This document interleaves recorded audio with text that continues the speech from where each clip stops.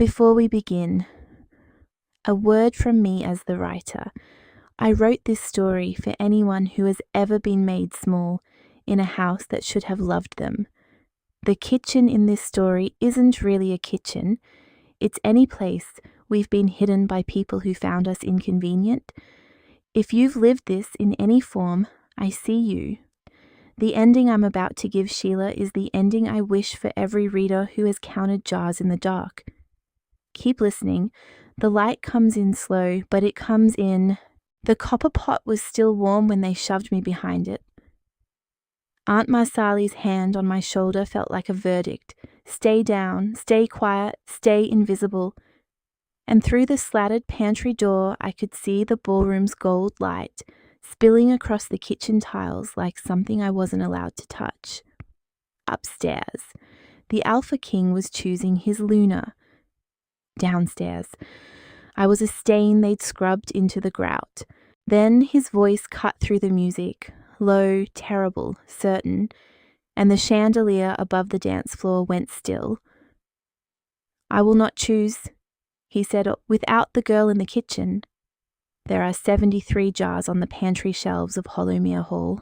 I know because I counted them as a child, the year my mother died, when Aunt Marsali first decided that a half-blood girl with no wolf was best stored among the preserves.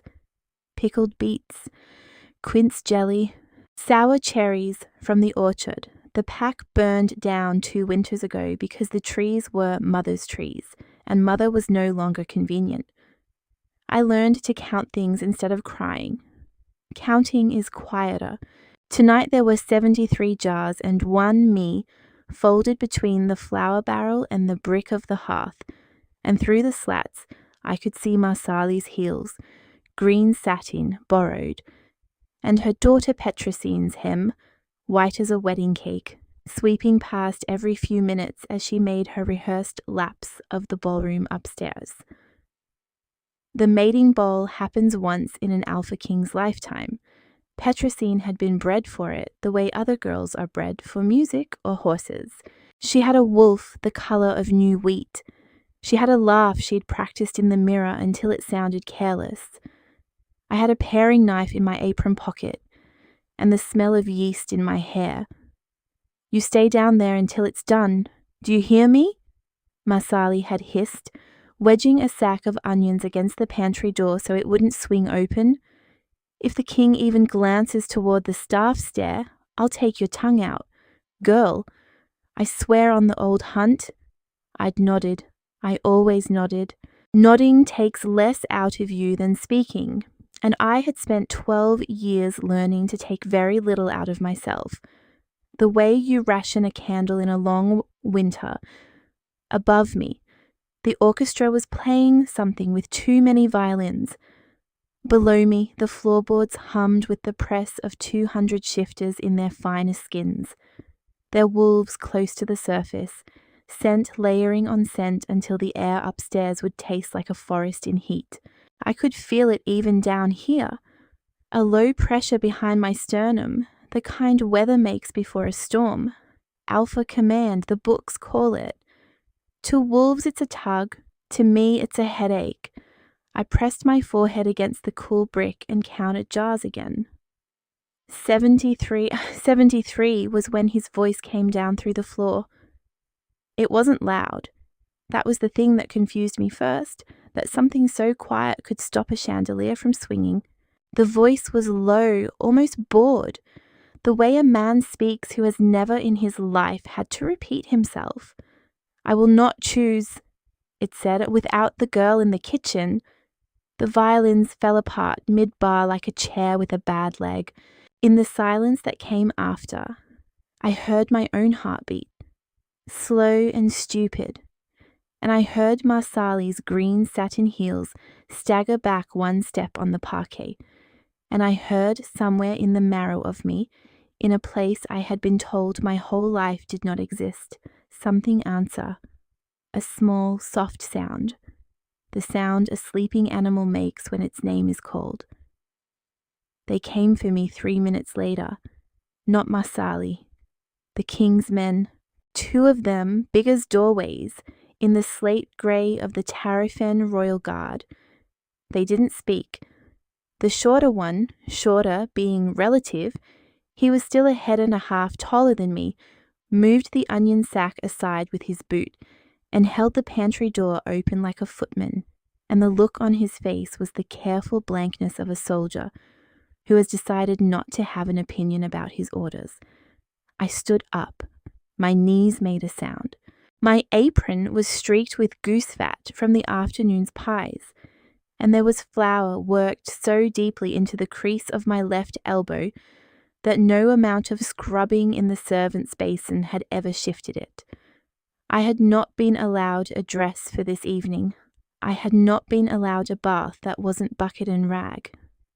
"Miss," the shorter one said, and the word stopped me, because nobody at Hollowmere had called me Miss since my mother was alive. "There's been a mistake," I said. He didn't smile. "His Majesty doesn't make those, Miss, if you'd come with us." I looked down at myself, at the apron, the flour, the paring knife, behind the guards in the kitchen proper. Cook was standing very still with a wooden spoon halfway to a pot, like a person caught mid-flinch in a photograph. Her eyes, Cook, who had slipped me bread heels for 12 years, who had never once said my name aloud where Marsali could hear, her eyes were wet. That, more than the king's voice, almost undid me. I untied the apron. I didn't know why. Some scrap of dignity, maybe, the way a condemned woman insists on combing her hair. I folded it over the back of the kitchen chair and set the paring knife on top of it. Blade flush to the handle the way my mother had taught me. A knife left careless is a knife that finds you in the dark. "Sheila," and then I followed the slate-grey backs of the king's guards up the staff stair, and with each step the pressure behind my sternum grew, the storm pressure, the something coming, until I crested the landing and stepped through the service door into the ballroom, and 200 faces turned to look at me at once. 200 shifters, 200 wolves under the skin. The scent of them hit me in a wave, pine and iron and rosewater and the green musk of fear, and at the far end of the long marble floor, on the dais where a throne had been set out for show, stood the Alpha King of Tarifen. He was not what I expected.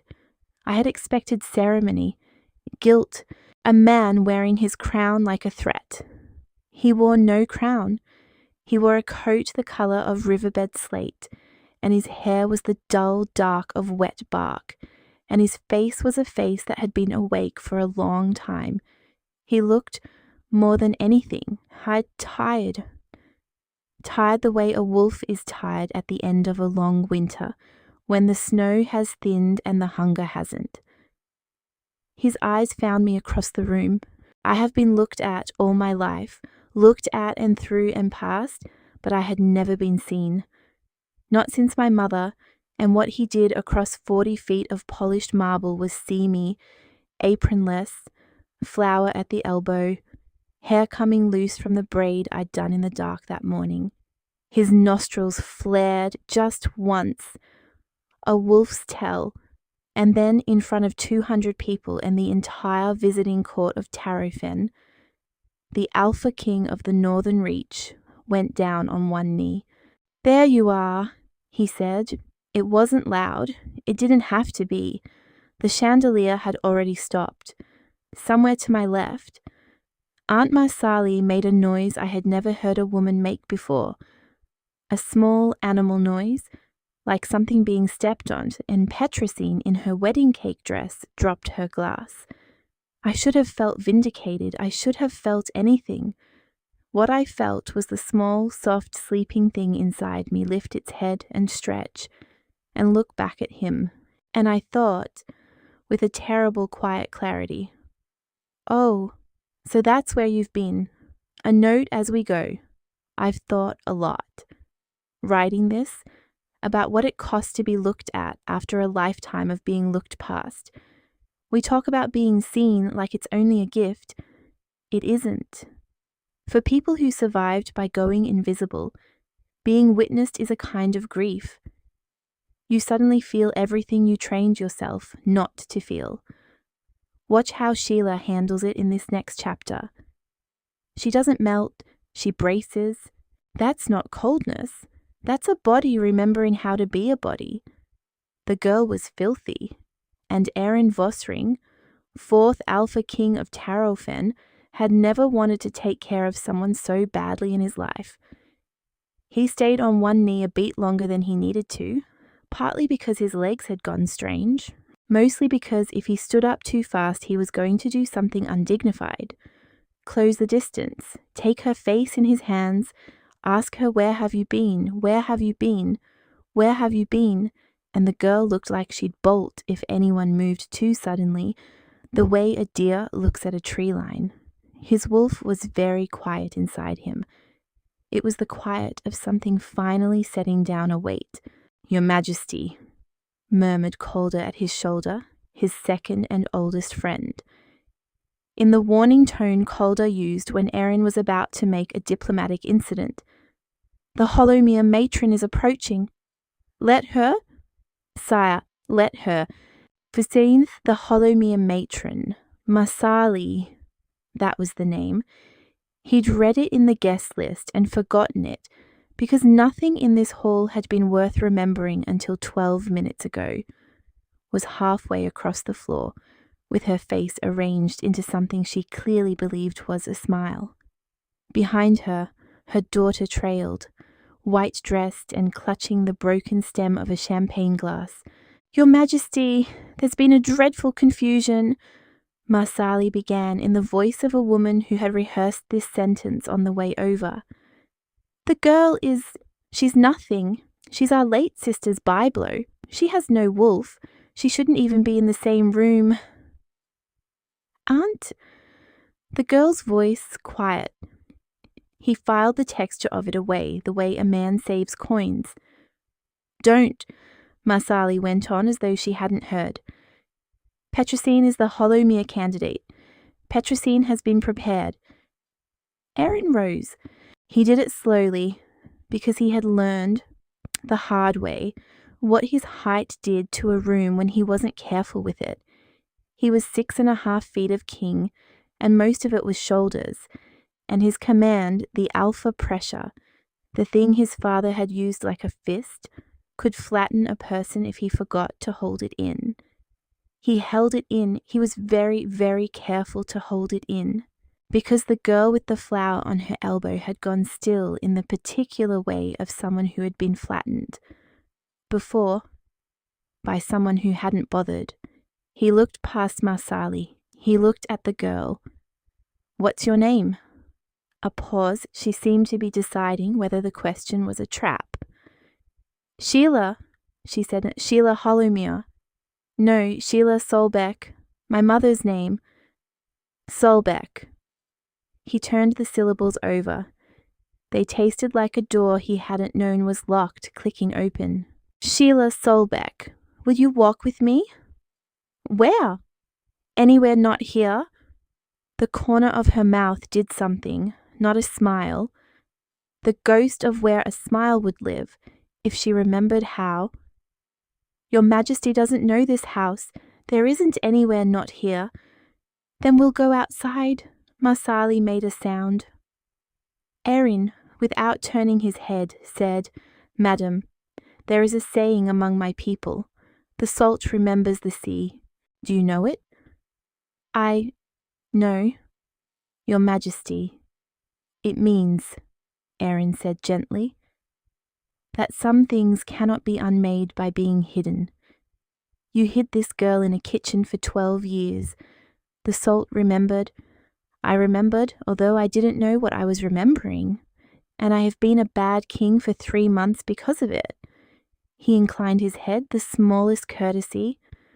"I will be writing to the council about Hollowmere's stewardship in the morning. Tonight you will not speak to her.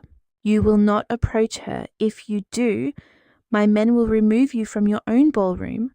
Do we understand each other?" Marsali's mouth opened, closed, opened. She looked in that moment.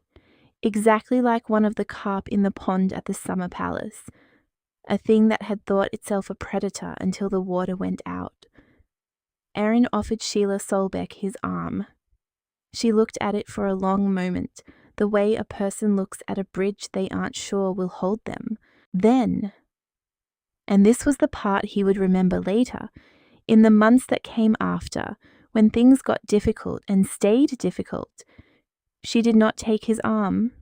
She walked past it. She walked past him out of the ballroom, through the great oak doors onto the terrace, and he followed her like a man following the last lit window in a dark country. His wolf inside him made the sound again, the soft sound, the there you are sound. He thought, I will burn this house down for her if she asks me to. He thought, I will not ask her to ask me. The terrace stones were cold through my thin shoes. I hadn't been outside in 3 days. Masali kept the staff doors locked during the run-up to the ball. No temptations, no scandals. And I had forgotten, in those 3 days, what air tasted like when it wasn't braised in butter. The king stopped a careful distance behind me. He didn't crowd. I noticed that. I noticed it the way you notice a stair that doesn't creak in a house where every stair creaks, with suspicion, first, and then with a small, unwilling gratitude. Sheila, he said, don't. All right, don't say it like that, like you've earned it. A pause. All right. I turned around.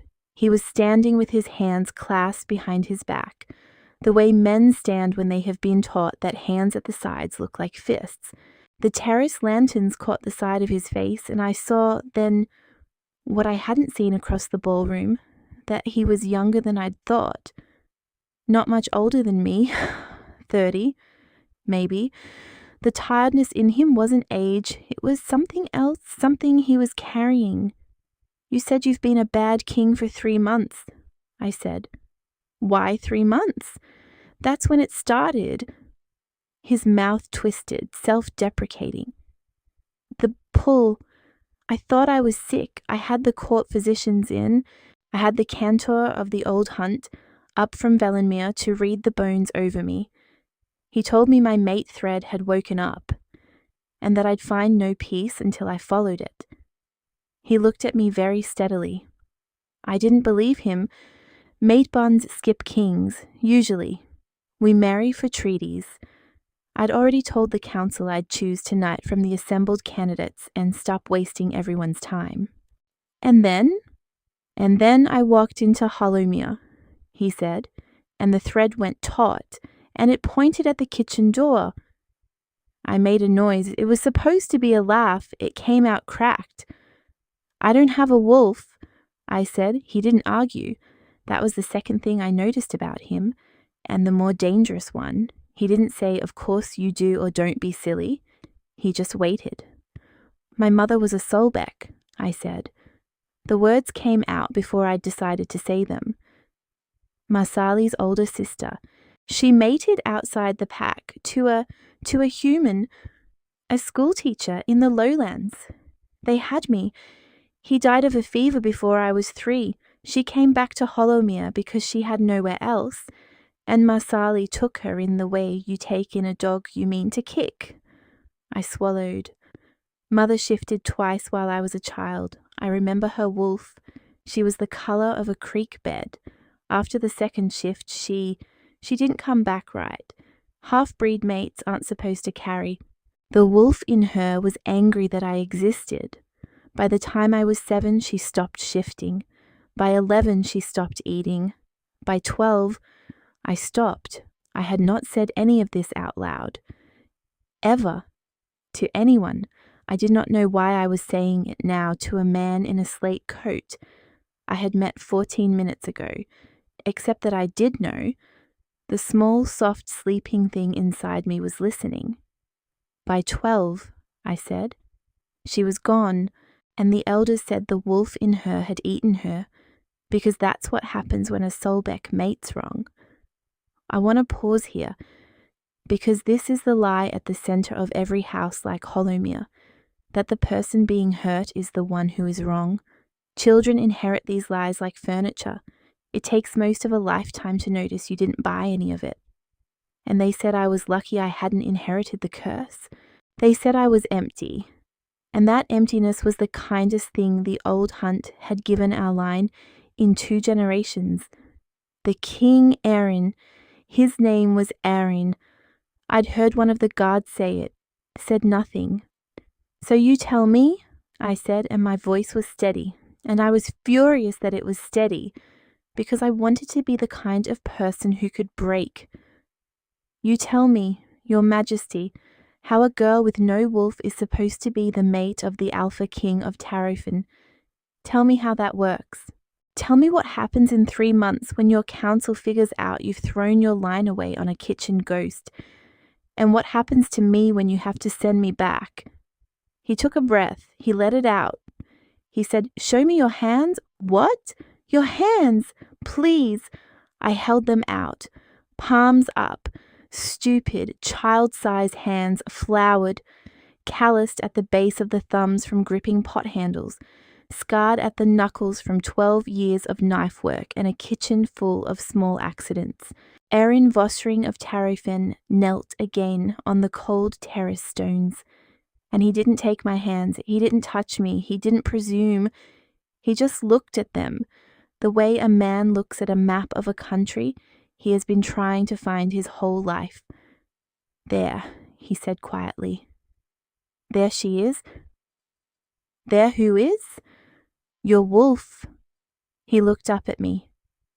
Sheila, your mother didn't die because the wolf in her was angry. The old hunt doesn't punish mixed lines. That's a story Hollowmere tells its half-breeds, so they stop asking questions. He paused. Your wolf is here. She's been here all along. She's just quiet. The way a mother is quiet when her child is sleeping in a dangerous house. The small, soft thing inside me made the sound again. Louder. This time I sat down. I sat down on the cold terrace stones across from a king, and I put my floured hands over my face, and I did not cry. Exactly. But something came out of me that had been waiting 12 years to come out, and the King of Tarofin knelt 3 feet away and did not touch me, and did not speak, and did not, mercifully, fix it. And I thought, oh, so this is what being seen feels like. I thought, it is much worse than being invisible. He took me away the next morning, not by force, he asked. He stood in the front hall of Hollowmere with his slate coat over one arm and Calder and 4 guards behind him, and he asked, in front of Marsali and Petrosine and the gathered house staff, whether I would come with him to the capital. He used the word guest. He used the word consider. He made it possible for me to say no. I said yes. I packed in 7 minutes. There was almost nothing to pack. 2 dresses, both grey, both Petrosine's cast-offs from 3 winters ago. A wooden comb my mother had carved with a creek bed pattern. A bundle of letters my mother had written to my father before I was born, which I had stolen back from Marsali's writing desk when I was 9 and had hidden behind the loose brick in the pantry hearth ever since. And the knife, the paring knife I had left folded in the apron the night before on the kitchen chair. I went down to the kitchen at dawn to get it because I could not bring myself to leave it. Cook was already there, banking the fire. She didn't look at me. She set a small cloth bundle on the table, 3 apples, a heel of yesterday's loaf, a wedge of hard cheese, and she said yoink without turning. Your mother left that knife to me when she got sick. I gave it to you the day Marsali put you in the kitchen. You were 9, you don't remember. I remember, I said, and I just didn't know it was hers. Take it. Take all of her, Sheila. Don't leave any of her in this house. I picked up the knife. The handle was worn smooth where my mother's hand had been, and then where mine had been on top of hers. 12 years of grip layered like sediment. I wrapped it in a square of clean linen, and I put it in the inside pocket of the travelling coat the king's man had brought me, the one that was too long in the sleeves and smelled of cedar. Cook turned around. Her eyes were red. "You come back," she said. "Oh, you come back and you tell me what the sea looks like. I've never seen it. Your mother used to say it was the only thing bigger than this house." I kissed her cheek. It was the first time I had touched her, deliberately, in 12 years. I did not look back at Hollowmere as the carriages pulled away. I had counted enough jars for one lifetime. The Council of Tarofen convened to ruin his life on a Wednesday. He had expected this. He had told Calder, on the ride home, "Give me 1 week with her before they start." And Calder had said, "Sire, you'll get 4 days." And Calder, as always, had been almost exactly right. 5 days after Aaron had walked Sheila Solbeck out of a pantry, the council called a session, and he sat at the head of the long birchwood table at the hold and watched 12 old wolves arrange their faces into expressions of grave concern. The chief among them was Lord Ostroon, his late father's seneschal, a man whose smile had the structural integrity of a frozen pond. "Your Majesty," Ostroon said, "we are, of course, delighted by the news of your bond, but the girl, her name is Sheila, Miss Solbeck, presents certain complications. She is half-blooded. She is, by all accounts, including her aunt's sworn statement, wolfless. She has been raised in service. The Northern Reach has not had a wolfless Luna in 11 generations. And the last one, a delicate cough, ended poorly, defined poorly. She was found in the river, Your Majesty, with stones in her pockets." Aaron did not let his face move. He had been trained by the same dead father whose seneschal was now smiling at him, not to let his face move when the knife came out. "Lord Ostroon," he said, "are you suggesting my mate will drown herself?"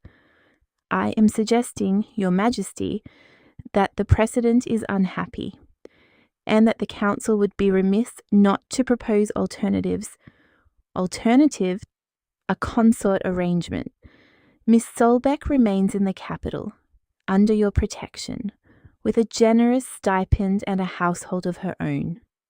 You proceed with a formal lunar selection from the original mating bowl candidates. The Hollowmere girl, Petrosine, was, by all accounts, a strong second." "Petrosine Hollowmere," Aaron said slowly, "stood in a ballroom and watched her mother try to hide my mate behind a flour barrel. You want me to put her on a throne? She is well bred, Your Majesty. The bond can be managed. Mate bonds have been managed before." "Managed? Suppressed. There are tinctures. There are rites." Ostrooni's smile widened by exactly 1 millimeter. "It is not pleasant, but it is precedent. Your great-grandfather, my great-grandfather, hanged himself in the orchard," Aaron said, "from an apple tree, the week his suppressed mate died of consumption in a townhouse he was paying for. It is one of the 3 things I know about him. I am familiar with the precedent." Silence around the birchwood table. Aaron sat very still. He had learned this from his mother, the stillness, the patience, the trick of letting a room get uncomfortable on its own behalf.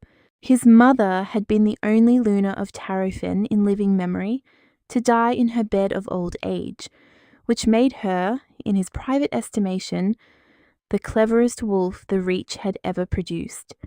He thought of Sheila, 4 days in, sleeping in a guest suite in the East Wing because she had refused the Luna's apartments. Sheila, at breakfast yesterday, asking the kitchen staff their names, all their names, including the underscullion. A 13-year-old boy named Tilden, who had stuttered out his answer and then cried, quietly, into the porridge pot. Sheila, last night, sitting on the floor of the library because the chairs felt presumptuous. reading her way through a stack of books on shifter law with the small, fierce focus of a person who has decided that ignorance will not be the thing that gets her killed. Sheila, whose wolf, he was sure of it, he had felt the brush of her, was awake now and listening and afraid. He looked down the long birchwood table at 12 men who were trying, in the politest possible language, to take her away from him. "No," he said. Ostruun tilted his head. "Your Majesty." "No, to all of it. To the consort arrangement, to the suppressant rights, to the managing, to the implication that I am too young or too lovesick to know the difference between a mate bond and a fever." He stood.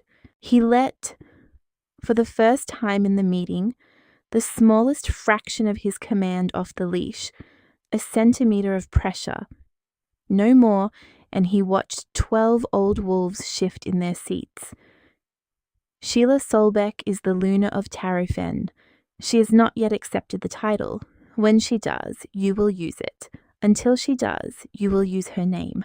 If any of you, sends a tincture woman or a right singer or a single helpful suggestion in her direction, I will know, and I will take that man's office, and I will give it to the next cleverest person in his household, who is statistically likely to be his wife. He looked at Ostruun. "The salt remembers the sea, my lord. Do you?" Ostruun did not answer. Erin left. In the corridor outside, Calder fell into step beside him. After a long moment of walking, Calder said mildly, "That was not a managed response, sire." "No. They'll move against her some other way. I know. You can't be in every room she's in. I know that too." He thought of her hands, the flower at the elbow, the way she'd flinched on the second morning when a footman had moved to pour her tea. Flinched and then corrected the flinch, smoothing it out of her face like a wrinkle from a tablecloth, because she had decided already that her flinching would not become other people's discomfort. "Calder, sire, find me everything you can about her mother, our Sheila Solbeck, died at Hollowmere 12 years ago. The story is she lost her wolf and starved herself. I want to know if that's the actual story." Calder was quiet for 3 steps. "You suspect something." "I suspect," Erin said, "that the woman who came back to that house was not allowed to leave it. Quick thought from me, the writer." I gave Erin a council full of polite knives on purpose. The most dangerous people in our lives are rarely the ones who shout. They're the ones who smile, lower their voices, and use the word managed. See, if you've ever been in a room where people were arranging your life in soft language, you know exactly what that table feels like. Erin's no in this chapter is the no I wish more of us could say earlier, louder, and without apologizing for the volume. I read my mother's letters for the first time on the 7th night. I had carried them, unread, for 13 years. There is a logic to that which is hard to explain to people who have not been raised in a house where their grief was someone else's inconvenience. I had not read them because as long as they were unread, my mother was a country I could still travel to. The day I read them, she would become a finite thing, a closed book, a woman with edges, a small thing I've learned. Writing characters like Sheila, grief that was never made welcome doesn't disappear. It becomes architecture. It becomes the shape of the rooms you can and can't walk into in your own mind.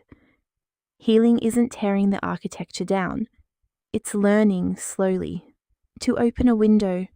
But Erin's man Calder had come to me that afternoon, in the small library where I had taken to working, with a folder of papers and a careful, unhappy expression. He had said, "His Majesty asked me to look into your mother's death. There are some irregularities I thought you should know before he tells you." I had said, "Tell me now." He had said, "The Hollowmere physician who signed her death certificate was paid. The same week, a sum 5 times his annual salary. The payment came from a household account that should not have had access to that much coin. The account was your aunt's. I had said, very calmly. Thank you, Calder. I had gone up to my rooms. I had lit a fire I did not need. I had taken the letters out from under the false bottom of the travelling case where I'd hidden them. The way I'd hidden them behind the kitchen brick. I had unfolded the first one, and the paper had been so soft from my mother's hands, and from mine, that it tore at the fold like a thing trying to be free. The first letter was to my father, before I was born. She wrote about a window in the lowland schoolhouse where he taught, and the way the morning light came through it, and how she had decided to stay in his country forever because no light at Hollowmere had ever asked her to be anything in particular, and his light had asked her to be there, just witnessed. She wrote, I have been a wolf my whole life among wolves, and I have never been seen until you. I think this is what mating is. I think the books are wrong. I don't think it's hunger. I think it's being seen and not eaten. The second letter was after I was born. She wrote about my hands. She wrote 8 pounds of girl in the hands of a piano teacher. She holds my finger like it's a question she's working out. The third letter was after my father died. It was not addressed to anyone. It was a list. The list was of reasons not to go back to Hollowmere. The first reason was Masali. The second reason was Masali. The third reason was Masali. The fourth reason was the orchard, which knows what it knows. The fifth reason was Sheila, who is too small a wolf for that house. The fourth letter was the last one. It was dated 3 weeks before my mother died. It was addressed to me, to my Sheila, when she is grown, and I had to put it down twice before I could read it through. She wrote, Little Creek. I am writing this in the pantry, because Masali does not come into the pantry.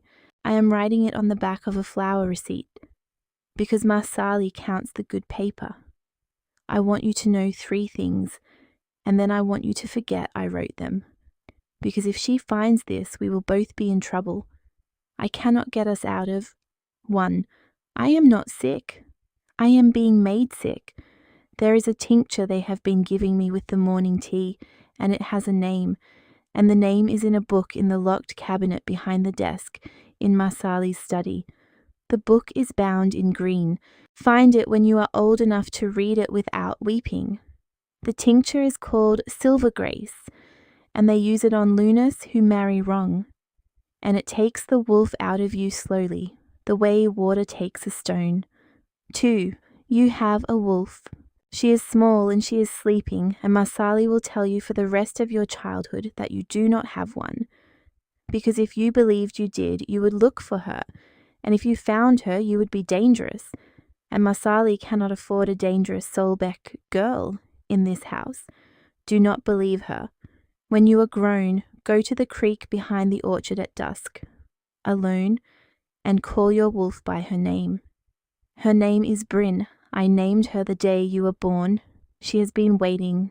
3. I love you more than the wolf in me ever knew how to love anything. The wolf was angry that you were half human. I was not. I was grateful. The half of you that is not wolf is the half of you they cannot poison, and that is the half that will get you out of this house. Little Creek. Trust the human in you. The wolf will follow. I am sorry I am not going to be here. I am sorry I am not strong enough to take you with me when I go. Mother, I sat on the floor of my borrowed room in the hold, and I read the letter 4 times. I did not cry. Crying was not what was happening in me. What was happening in me was a quiet, white, terrible clarifying, like watching weather come in across a long, flat country and knowing exactly what kind of weather it was going to be. I unwrapped my mother's paring knife from its linen square. I set it on the writing desk. I looked at my hands.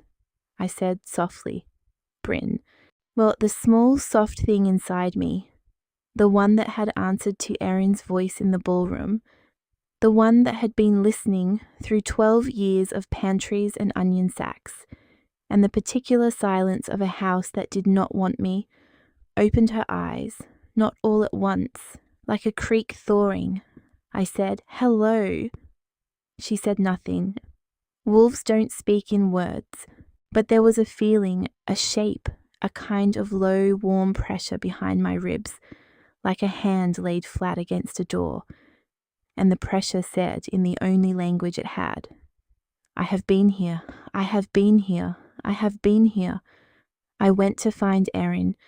She came to him at moonrise in the long upper gallery where he had taken to walking. On nights he couldn't sleep.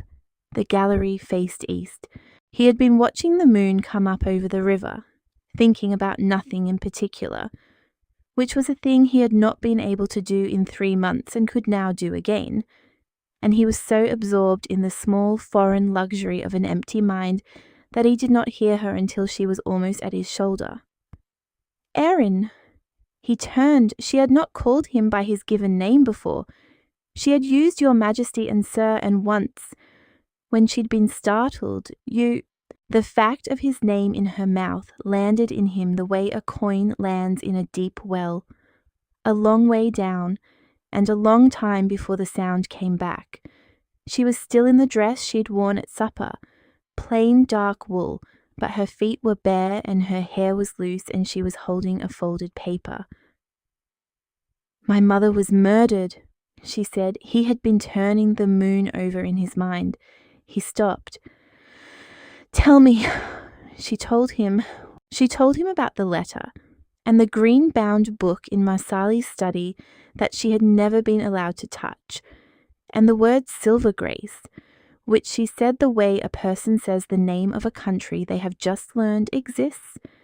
She told him about the orchard the pack had burned the year she was 12, and about how she now suspected, though she did not yet have the proof, that the orchard had been burned because her mother had hidden something in it. A grave, maybe, a real one, not the cenotaph in the family plot. She told him all of this in the quiet, level voice of a person reading a recipe, and her hands did not shake, and her eyes did not fill, and Erin Vosring, 4th Alpha King of Tarofin, understood with a slow, appalled clarity that he was looking at the survivor of a long war. When she had finished, he said, "What do you need?" Not "what would you like?" Not "how can I help?" He had grown up in a house of would you likes, and he had learned that they were the language of men who wanted to feel useful without being inconvenienced.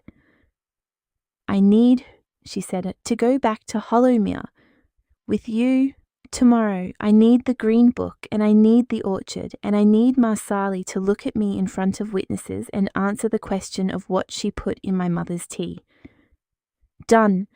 I need—" Her voice caught for the first time. She steadied it. "I need to not be a girl in a kitchen when I do it. I don't want to go back there as the thing they made. I want to go back as something they have to look at." "Sheila!" "I know what I'm asking. I know what it costs you with the council. I know Struan will say it's a tantrum, a witch hunt, that I'm proving them right about wolfless Lunas, that—" "Sheila!" "What? You are not asking too much," he said. "You are asking, in fact, embarrassingly little. I had assumed you were going to ask me to raise the house. I was prepared to raise the house. I have men for it." The corner of her mouth did the thing again, the ghost of the smile, a little fuller, this time, almost living. "No raising," she said. "All right, no raising. I want her tried under shifter law, properly, public record. I want it written down. Done, you must. And Erin, yes, I want my wolf to be the one who walks into that house, not the kitchen girl." He looked at her for a long moment. Bare feet on cold stone, loose hair, a folded letter in her hand. The moon behind her in the long window, doing nothing in particular, simply being available. He said very carefully, because he had spent 4 days now learning the shape of what she could and could not bear. Has she come to you? Yes, tonight? Tonight. Has she told you her name? Yes, will you tell me? A pause, he understood the pause. The name was the last private thing she had. To give it up was to let one more person pass to one more door, and Sheila Solbeck had spent her whole life learning that doors were where the danger came in. Bryn, she said. Her name is Bryn.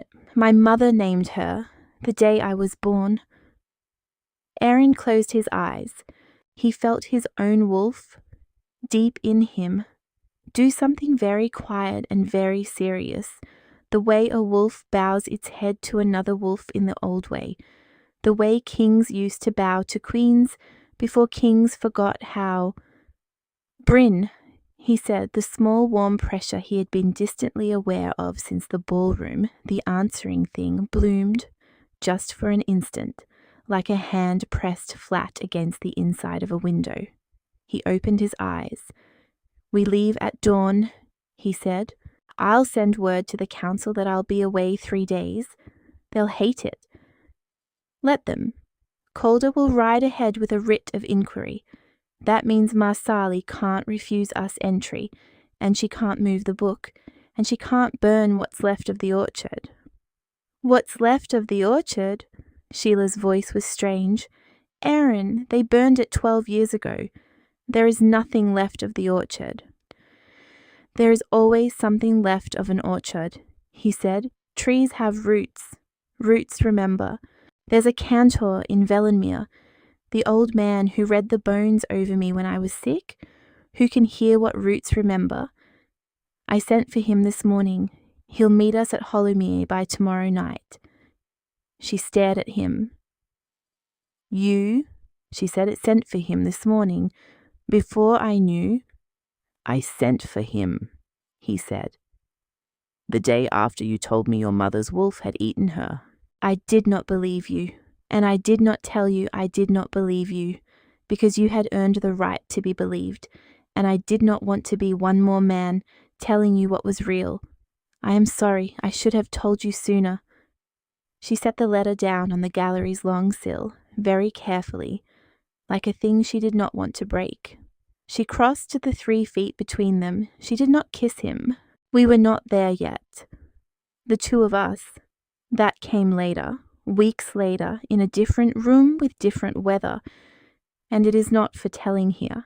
What she did was put her forehead against the front of his slate grey coat, a child's gesture and an animal's both, and she stood there with her bare feet on the cold stone and breathed in, once, twice, 3 times, the cedar smell of him, and Erin Vosring of Tarrofen, who had been raised by a clever Luna and a hard king and 12 old men with polite knives, held perfectly still and did not put his arms around her, because she had not asked to be held, only to be near. After a long time, she said, into his coat, "Thank you for not raising the house."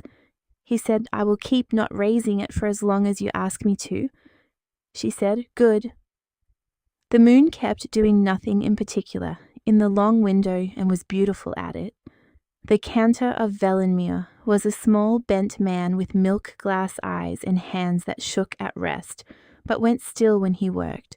He arrived at Hollowmere at dusk on the 2nd day, in a cart drawn by a grey mule, and he greeted Erin without bowing and Marsali without looking, and he asked me only one question, which was whether I had brought a thing of my mother's. I gave him the paring knife. He turned it in his fingers. The milk glass eyes did not see the knife, but his hands knew it, and he said, "Yes, this will do. This has held her grip and yours. The grip is what the roots know." He led us, in a procession of 7, Erin and me, Calder, 2 guards, the cantor, and Marsali under writ, out past the kitchen garden and the dovecote and the dry well, to the long flat black scar where the orchard had been. 12 winters of ash had settled into the soil. Nothing grew there. Even the weeds gave it a wide berth, as though they too remembered. The cantor walked the scar in a slow spiral. He held the knife out before him. At one point, near what would have been the orchard's center, he stopped. He said, "Here."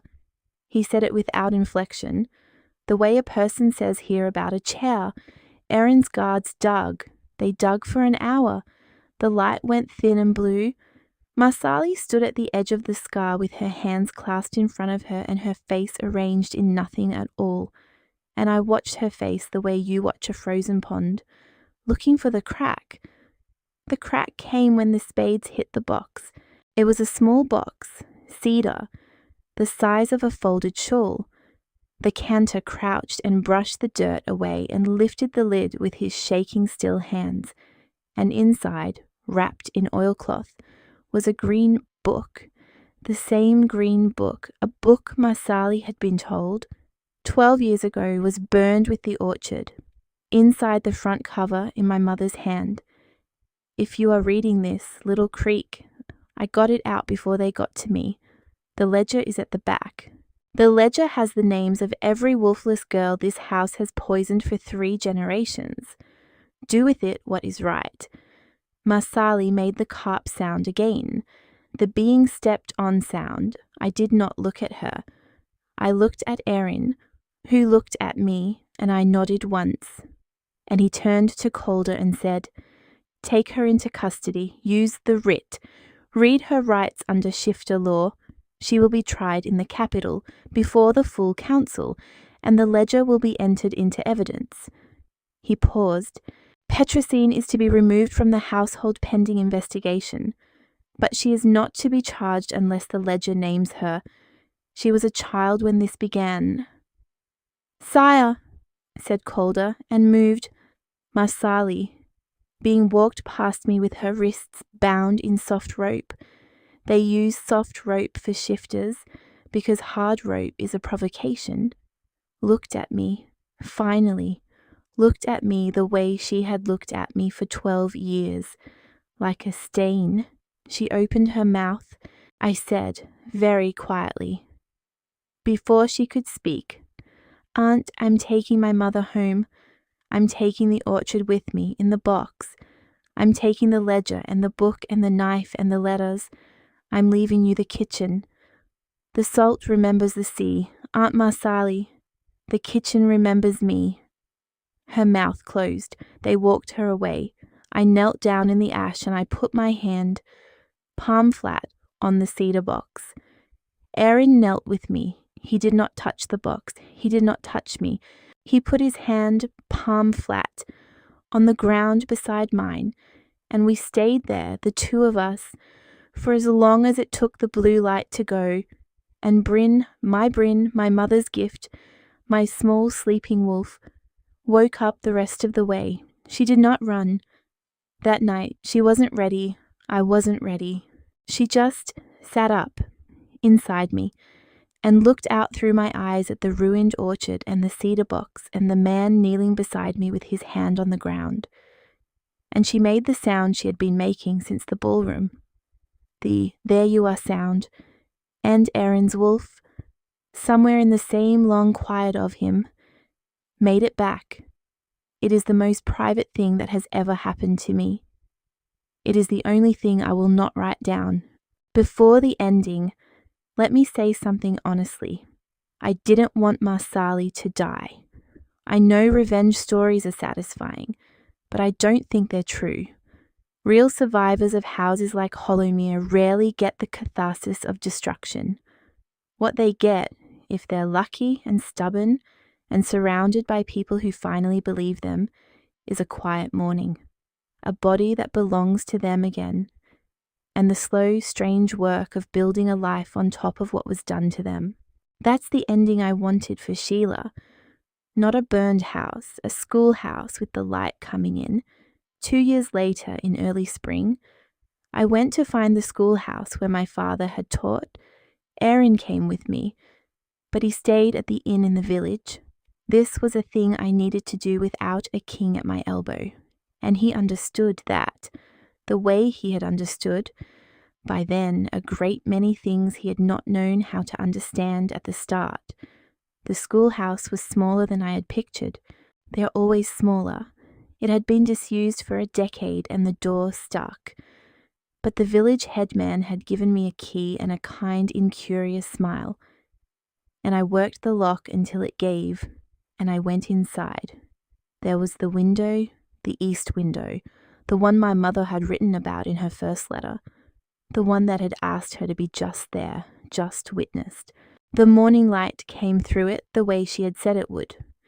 Slant, gold, particulate with old chalk dust, and it fell across the floor in a long, warm bar, and I stood in the bar of light for a long time and said nothing and thought nothing in particular, which was a luxury I was, by then, finally able to afford. I had brought 3 things with me into the schoolhouse: the paring knife, in its linen square, the cedar box of orchard ash, and Bryn, who came out of me that morning for the first full time, not a creek thaw, not a small, soft, sleeping thing. A wolf, small, yes, the size of a yearling, the colour of a creek bed in autumn, standing on the wide pine boards of a lowland schoolhouse, with her ears back and her nose to the bar of light, and seeing the window my mother had been seen by, and being seen by it back. She was not a big wolf. She would never be a big wolf. The half of me that was human would always make her smaller and quieter than the wolves of Tarofen, and the council in its quieter rooms would always whisper about it, and Aaron in his louder ones would always not care. She was enough. She was, as it turned out, exactly enough. I knelt down beside her on the warm pine boards in the bar of light, and I set the cedar box down between us and I opened it. The orchard ash was grey soft, almost white at the top where the years had bleached it. I said, "Mother, this is Bryn. You named her. I brought her home." The light did what light does. It did not answer. It did not need to. Outside, somewhere on the village road, a cart went by and a child laughed about something that had nothing to do with me, and the morning kept happening the way mornings do, whether or not you were ready for them. Bryn put her chin on my knee. I left the window open when I went. 3 things I hope you carry out of this story. If it earned a place with you: 1, the people who hide you are usually telling you more about themselves than about you. Marsali put Sheila in a kitchen because Marsali could not bear to be in a room with her own sister's daughter. That was never about Sheila. 2, being seen is a skill you have to learn, like any other. If it feels uncomfortable when love finally arrives, that doesn't mean the love is wrong. It means your body is catching up. 3, the wolf was always there. If a moment landed hard, tell me which one in the comments. I read them and they shape what I write next. Share this with someone who's been counting jars in the dark. And subscribe for the next one, a Luna who keeps a garden and what she grows there. Be gentle with yourselves this week.